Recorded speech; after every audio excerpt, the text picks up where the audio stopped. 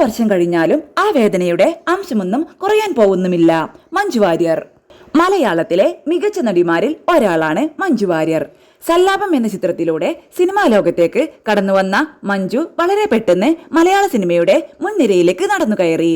സിനിമയിൽ നിന്ന് ഇടവേളയെടുത്ത Manju Warrier how old are you എന്ന ചിത്രത്തിലൂടെ ഗംഭീര തിരിച്ചുവരവ് നടത്തി.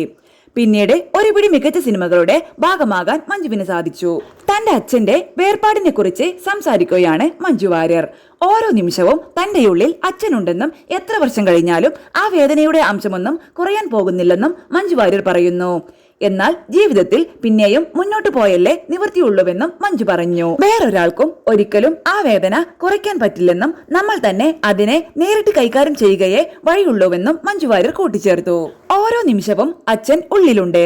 എത്ര വർഷം കഴിഞ്ഞാലും ആ വേദനയുടെ അംശമൊന്നും കുറയാൻ പോകുന്നുമില്ല. അതെപ്പോഴും ഉണ്ടാവും. പക്ഷേ ജീവിതത്തിൽ പിന്നെയും മുന്നോട്ട് പോയല്ലേ നിവൃത്തിയുള്ളൂ. വേറൊരാൾക്കും ഒരിക്കലും ആ വേദന കുറയ്ക്കാൻ പറ്റില്ല. നമ്മൾ തന്നെ അതിനെ നേരിട്ട് കൈകാര്യം ചെയ്യുകയേ വഴിയുള്ളൂ, മഞ്ജു വാര്യർ പറയുന്നു. എന്നെങ്കിലും സിനിമ സംവിധാനം ചെയ്യാൻ സാധ്യതയുണ്ടോ എന്ന ചോദ്യത്തോടും മഞ്ജു പ്രതികരിച്ചു.